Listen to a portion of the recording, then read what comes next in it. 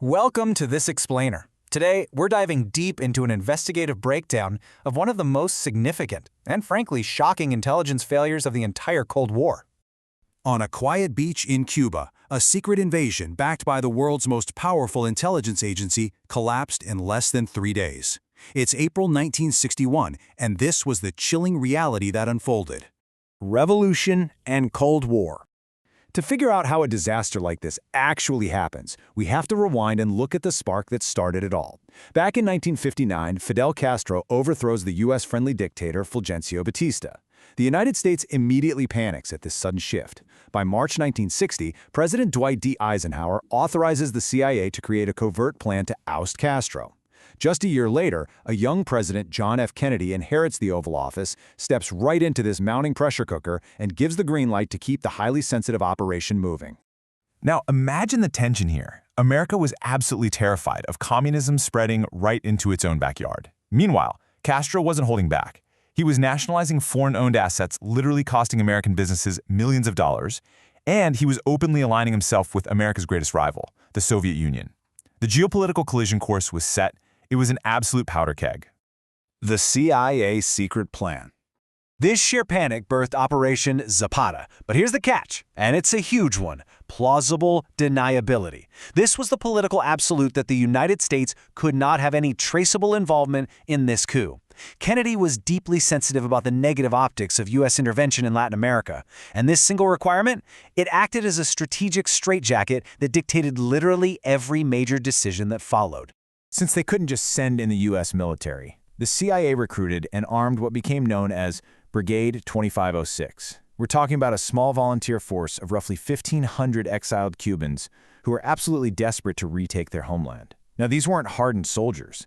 They were largely young businessmen and university students, completely untrained in warfare, until the CIA secretly shipped them off to training camps in Guatemala and Nicaragua. Their motivation was pure. They wanted to restore Cuba's 1940 constitution, but they were definitely not a professional army. The tactical plan they were handed was incredibly complex and relied on 3 very precarious steps going perfectly. Step 1. Wipe out the Cuban Air Force on the ground using outdated B-26 bombers, painted to look like defecting Cuban planes. Step 2. Execute a total surprise night landing at a remote, swampy beach called the Bay of Pigs. The CIA specifically chose it because it was isolated enough to hide the invasion and it had a small airstrip for supplies. And Step 3. Use that beachhead to kickstart a massive civilian uprising that would bring down the Castro regime from the inside. But here is the fatal flaw. American intelligence doomed them from the start because groupthink completely blinded the CIA to the reality on the ground. They operated on this strict assumption that the Cuban people would immediately revolt the second the brigade hit the sand. The reality? Castro was actually highly popular. He had a tight grip on his military, and his intelligence network already knew an invasion was coming. There wasn't going to be a massive underground uprising because the Cuban underground didn't even know the operation was happening. The invasion commences.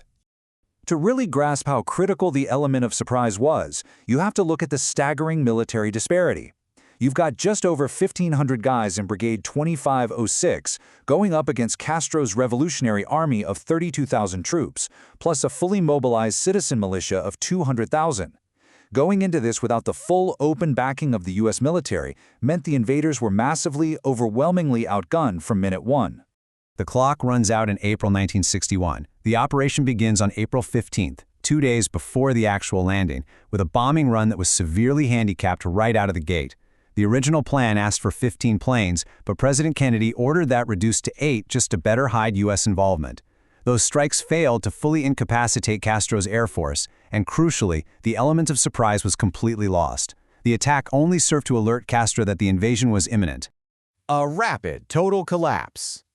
What followed was a 72-hour nightmare.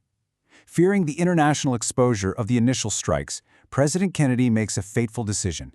He cancels the second wave of aerial bombings scheduled for D-Day. This is a devastating pivot point. It left the exile forces completely naked and exposed on the beaches. Even internal CIA investigators, looking back on this later, admitted that this single political decision doomed the men. Trying to pull off an amphibious landing with 1,500 civilians against an entire mobilized military, all without command of the air, it was essentially a suicide mission. As the internal analysis starkly put it, without these airstrikes, the plan never had a chance. When the brigade finally lands on April 17th, it's an immediate disaster. They are dropped into swampy, incredibly difficult terrain. That expected civilian uprising, it never materializes. Instead, Castro's surviving Air Force jets tear the brigade's supply ships to pieces, and the Cuban militia swarms the beaches, completely pinning the invaders down. They send desperate calls for air support to the White House, but Kennedy, still clinging to plausible deniability, refuses to send the U.S. military in to rescue them. Outgunned, trapped in a swamp, and abandoned by their American handlers, the brigade fought bravely but faced inevitable defeat.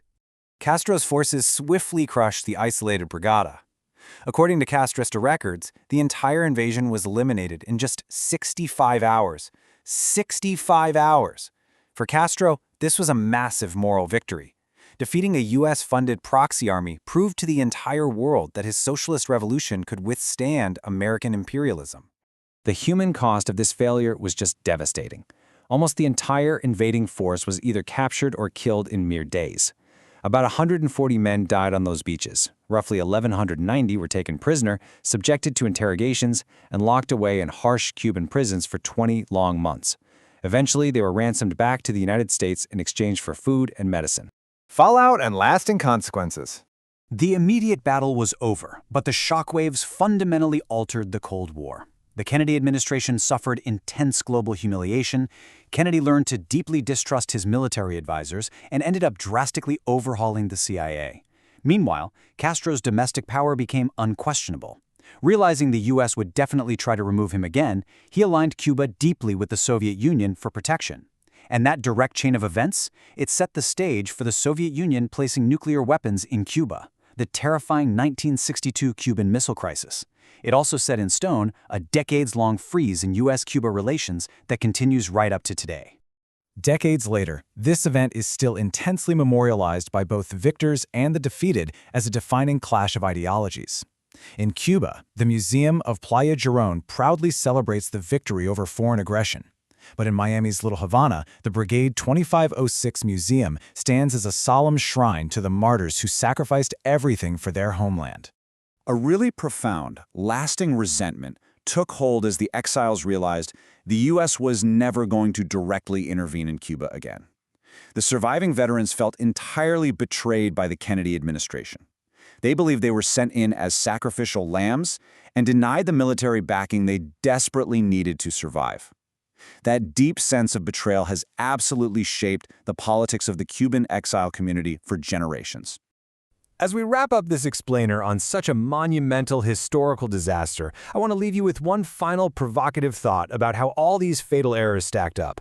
When you look at the flawed assumptions of the CIA, the extreme disparity of forces, and the last-minute cancellation of vital air support by the White House, did the Bay of Pigs fail because of bad intelligence, poor planning, or political hesitation? Think about it, and we'll see you next time.